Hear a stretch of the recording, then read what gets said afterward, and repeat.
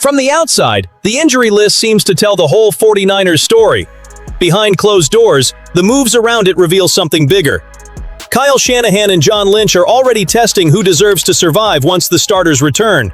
One running back landed on injured reserve, another came right back. An experienced option entered the conversation, and two roster battles picked up real pressure. Faithful, lock in.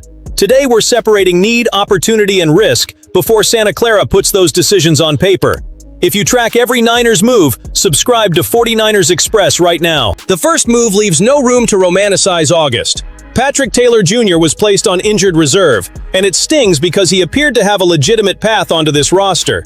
For the second straight year, an injury has interrupted his season just as his value was starting to speak loudly inside the building. Taylor played 23 snaps last week and handled several different jobs, covering a punt, lining up at wide receiver, and even working as an inline tight end. That range helps explain why San Francisco likely valued him so much. He was not competing only for carries, he was earning trust in several corners of the game plan. The response came quickly. Khalil Herbert returned on a one-year deal shortly after being released, and the speed of that reunion suggests the front office never fully closed the door. Herbert is coming off 31 snaps, including 7 on special teams, plus 6 carries for 18 yards. He should get plenty of work in the second preseason game. This does not feel like a disguised promotion or a promise for later. It feels like a familiar answer for a night when the backfield will be thin, along with another audition for a player who already knows the offense. Christian McCaffrey will not play tonight. Jordan James remains out with a rib injury, and Isaac Guerendo is still dealing with his pec. That makes the first look at Kalen Black more valuable. He will share the field with Sincere McCormick, Zamir White, and Herbert. Watch less for the order of the opening carries and more for the assignments that usually decide the final roster spots: pass protection, ball security, routes without the ball, and special teams. The quieter development involves Guerendo. His roster spot previously looked threatened by the competition itself. Now, injuries around him may buy time and widen a path that was getting narrow. Once he is healthy, though, he will still have to show why he belongs. The door opened. Nobody promised it would stay open. Shanahan is not simply searching for the best runner tonight. He is learning who can keep the offense functional when the original plan loses pieces. That instability inevitably pushes another conversation onto the table. There is an available veteran whose background looks like something pulled from a Shanahan playbook. Antonio Gibson, 28, was released by the New England Patriots on February 23rd. No reported connection has surfaced between Gibson and the 49ers. Still, refusing to consider the possible fit would mean ignoring the exact kind of flexibility this backfield may need. Gibson entered the NFL as Washington's third-round pick, number 66 overall, in the 2020 NFL Draft. Across 83 regular season games, he has recorded 3,287 rushing yards and 24 touchdowns on the ground. He also has 197 receptions for 1,495 yards and 7 more scores. In 2021, he cleared 1,000 rushing yards. Those numbers show production, but what should interest San Francisco is how many different ways that production can be deployed. He has worked as a runner, receiver, and returner. Gibson owns 1,407 career return yards and scored on a 90-yard return for New England in 2025. For Shanahan, that could create a movable piece who enters the huddle without immediately revealing the play's intent. Gibson could release from the backfield, challenge a linebacker through the air, or help on special teams. Nobody would need to hand him an RB1 workload. The appeal would be complementing McCaffrey, lightening certain responsibilities, and providing answers when substitutions change the shape of the offense. The evaluation starts with the knee, not the resume. Gibson tore his ACL in 2025 and played only 5 games. Before discussing a contract, San Francisco would have to see how he is moving, cutting, and absorbing contact. A versatile name without recovered explosiveness does not solve the problem. It simply fills a roster spot that could go to a healthy player. That is the necessary break on this conversation. His special teams value would also have to be measured against what the younger backs already provide. Versatility creates an advantage only when it opens space elsewhere on the roster.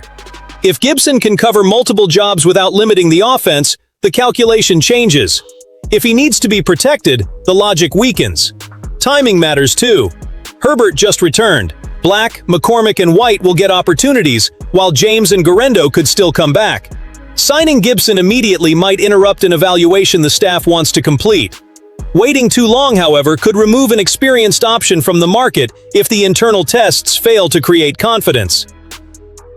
My read is that a medical evaluation and an exploratory conversation would make sense if the team sees enough recovery.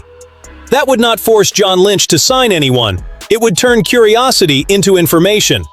The mistake would be reacting out of fear, signing Gibson because too many names appear on the injury report, or dismissing him because Herbert returned.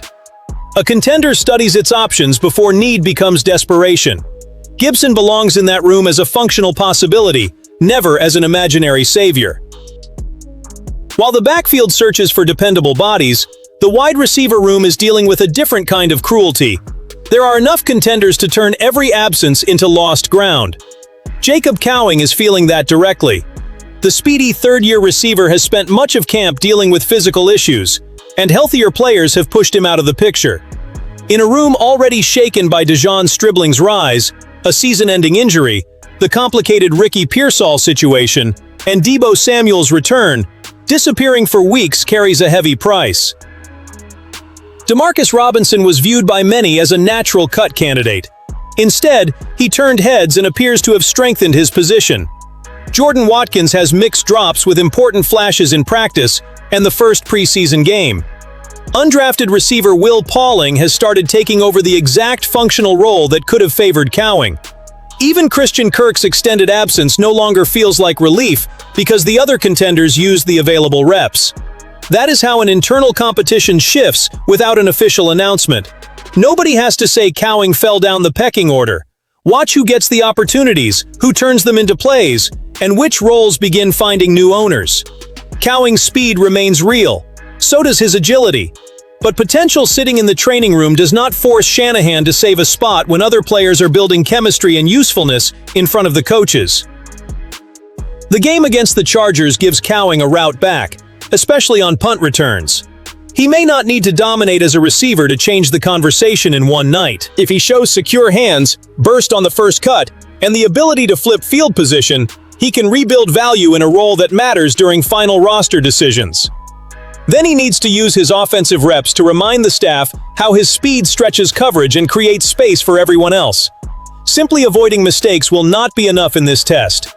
A quiet performance would keep Robinson, Watkins, and Pauling ahead because they have already put fresh evidence on film. Cowing needs to produce a moment that forces the coaches to run the tape back. Is that fair? Maybe not. It is the reality of a competitive roster. Availability becomes a skill when cutdown day gets close. I want the Santa Clara read from this community. If Cowing delivers one huge play as a returner, is that enough to justify keeping him? Or does he need to prove his offensive value on the same night? Drop your answer in the comments. To me, his path starts with punts, but it cannot end there. The talent to become a quietly decisive piece still exists. The urgency comes from knowing his competition is no longer waiting for him to return. On defense, the clock is moving for a different reason. Kyle Shanahan sounded pessimistic about Mykel Williams playing the opener against the Rams in Melbourne. That should surprise nobody after he tore his ACL in the Week 9 win over the Giants last November. Shanahan said Williams is further away than the other players he had been asked about, even though he is progressing very well. He also called Week 1 a long shot without completely ruling it out. That small opening cannot mislead anyone about the plan. The staff must prepare as if Williams will not be available. Nick Bosa is also returning from a serious knee injury, and the defensive end depth chart becomes far too thin for a defense that wants to pressure Matthew Stafford without relying on desperate blitzes. Keon White or Sam Okuyenonu appear to be candidates for the base down snaps, while rookie Romello Height could enter in obvious passing situations. On paper, Height has the physical profile San Francisco wants. His pre-draft testing showed the burst and athletic ability San Francisco wants from an edge rusher. His preseason debut did not carry those traits onto the field. His impact was limited, while rookie defensive tackles Grayson Halton and Bryson Eason attracted more attention up front. One performance does not erase a projection. It only makes the question louder once the need has already arrived. But faithful, this is the part nobody should ignore. Williams' likely absence turns the Chargers game into an audition with immediate consequences for Height. The 49ers do not need him to look like a finished product. They need to see that first step beating the tackle, the bend toward the quarterback, and the energy to stay in the play when the offense tries to wash him outside. If those signs appear, the plan of using veterans on base downs and unleashing the rookie on third down starts to gain support. Bosa naturally changes the math. He collapses the pocket, draws help, and can give height matchups a young rusher would not see next to ordinary players. The interior can contribute too if Halton, Eason, and the other pieces keep generating pressure.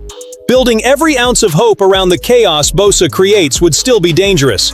This defense needs someone who can punish the protection when two blockers turn toward number 97. That is the invitation. Height still has to prove he can accept it. There is also an important difference between replacing Williams and surviving until he returns. White, Okuyenonu, and Height do not have to recreate everything a first-round pick was expected to deliver. Together, they need to form a functional rotation, hold up against the run on early downs, and create enough threat to keep Bosa from carrying the front by himself. When Williams returns to full strength, the line can redistribute those responsibilities. Until then, every player has a job that is less glamorous and far more urgent. That is what makes this fourth story heavier than a simple preseason battle. It will show whether the 49ers have an internal plan or merely a list of names sitting behind Bosa on the depth chart. If Height explodes against the Chargers, the anxiety drops, and the staff gains a specific weapon for third downs. If he disappears again, John Lynch will have to decide whether he trusts the development, changes the rotation, or looks outside the building. February is still far away. The margin for discovering a pass rush during the regular season may be far too short. Today's backroom movement points to an uncomfortable conclusion. Injuries are not only removing players, they are speeding up evaluations. Herbert earned another audition. Gibson may deserve a closer look. Cowing has to reclaim ground, and Height received a responsibility that might have arrived later. San Francisco cannot control the medical calendar, but it can control the quality of its answers. Faithful, let me know where you stand. Which of these players do you believe will seize the opportunity and change his situation before the opener? Make your prediction, subscribe to 49ers Express, and stay close. The Faithful tracks every decision before it becomes a headline.